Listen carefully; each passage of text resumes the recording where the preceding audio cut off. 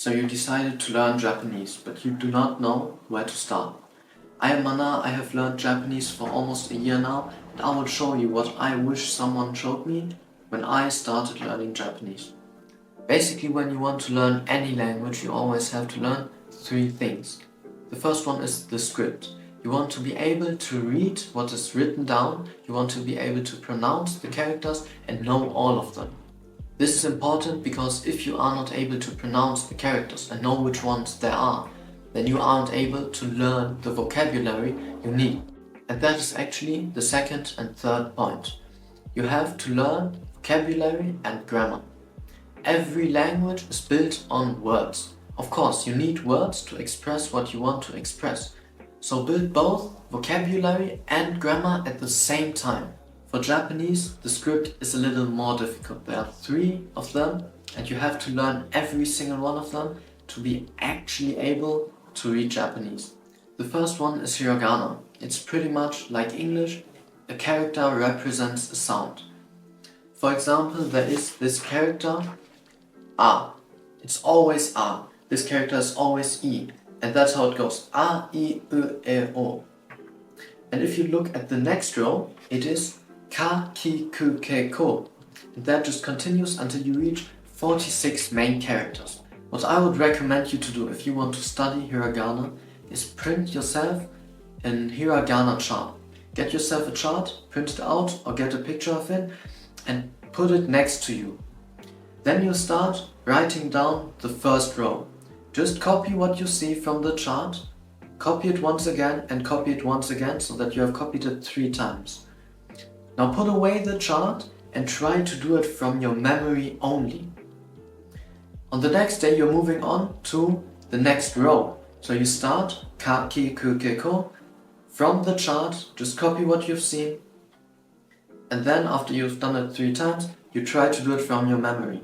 If you fail somewhere, you repeat and just redo the row from the chart 3 times and then try it from your memory. The second script you need is Katakana.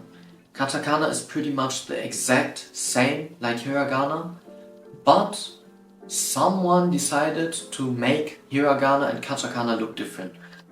You do the exact same thing for Katakana. You just learn A, I, U, E, O and Ka, Ki, Ku, Ke, Ko, copy them 3 times and then try it from your memory until you've done all of them. It's going to be more easy than Hiragana because you know the sounds, you know how to pronounce them, you know somewhat which sounds there are. All you have to do now is to learn the new appearance of them. In Japanese you would use Hiragana for pretty much everything, but Katakana you would use for words that aren't originally Japanese. For example, banana, America, things like that you would write in Katakana, while Japanese words like watashi you would write in Hiragana. The cool thing about Katakana is that you can actually understand the words you read even if you haven't learned them. For example, juice, it would say juicy, and you would be able to understand what it means without having to learn the Japanese equivalent to it. And now let's move on to probably the hardest thing about learning Japanese, kanji. There are so many kanji. If you really want to be able to read Japanese or write Japanese, you have to be able to know 2000 kanji. Unlike Hiragana and Katakana, one kanji means one word. And if you mix kanjis, they create a new word. The cool thing is, you do not have to know kanji. Instead of using kanji, you can also use Hiragana because the sounds are the same. You can write hyaku in 1 kanji, or you could write it in 3 Hiragana.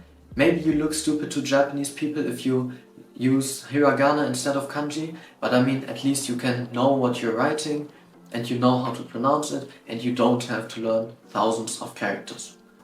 As a beginner, avoid doing kanji.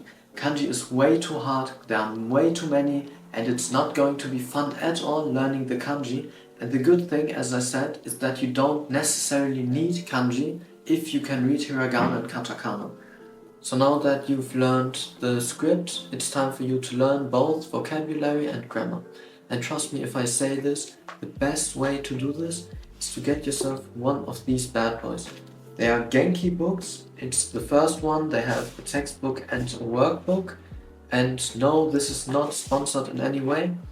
But from my own experience, I can say that they have helped me actually learn real Japanese, because they are structured in chapters which all start with a vocab part, so you learn new words, and after that they continue with grammar, so they teach you how to actually use the words, and you get some exercises to apply it to your own Japanese.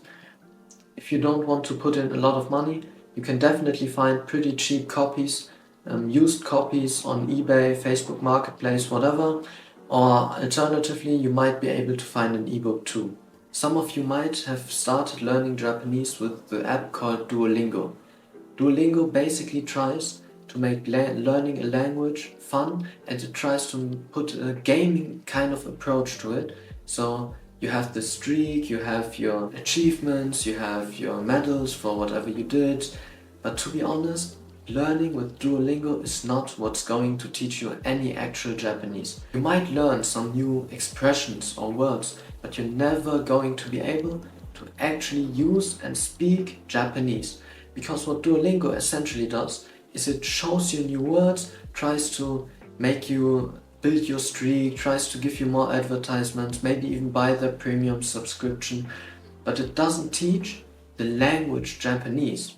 And Japanese has so many differences compared to, for example, English. And Duolingo does not actually teach you that. You have to learn the system of Japanese and not try to build your streak or try to get new achievements by pressing some buttons. And that's what is important. I highly don't recommend you to use Duolingo as your only resource. If you truly want to do that, then okay, do it.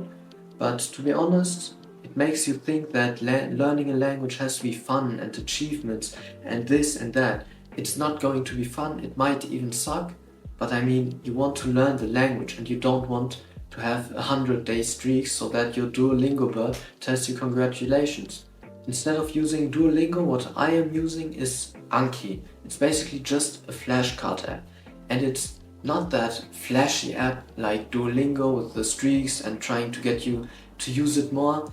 Every day you get a certain amount of new cards, and after every card you can select how difficult that card was to you, whether you were able to recognize that card or whether that card was hard for you, and depending on what you choose, the card will be shown to you more often or less often.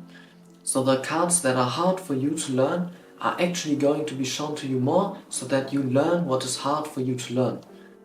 And the thing with Anki is you don't have to study kanji. If you are using Anki, especially the deck that I am using, instead of learning the kanji by hand, drawing them, learning how to the stroke order, how to draw them, whatever, you see the kanji and you recognize what it means. You don't have to be sure this kanji is like that, is that word, and if there's one stroke going right, then it's that word. But your mind will recognize the kanji and you will know what kind of word it could be, and that's important because you do not actually have to know 2000 kanji in your head and how to write them. You just have to know what they mean. And that is what Anki teaches. That is why I'm using Anki. I've learned so many new kanji, and I've used the words and how to pronounce these kanji, what words they are, because I see the kanji, I look at the Hiragana version of the kanji, and I learn the translation. And let me give you this last piece of advice, which is going to determine whether you will actually learn Japanese or not. And that is consistency. With everything you want to achieve, you have to be consistent. You have to do something every single day. Because imagine if you hadn't studied for a week or a month. Not only is it going to be less likely for you to come back to Japanese, and you're going to be less motivated to do it, but you also forgot the things you have learned already, so you have to redo them. It is better to study 10 minutes a day for a month than studying for an hour a day for a month and then stopping a month. So make sure you are actually doing something every day. As I said, focus on the three things: vocabulary, grammar and the script. Learn Hiragana and Katakana, don't focus on kanji for now. Get yourself a genki book, get yourself Anki, keep studying, keep staying consistent, and that's pretty much everything you need to know in order to start learning Japanese. I am Manaar. I have the goal to make 10,000 euro in the next 12 months so that I can afford studying abroad in Japan. If you want to follow me through this journey, if you want to see more of this content, drop a follow, drop a like. That's it for today, and I'll see you in the next one.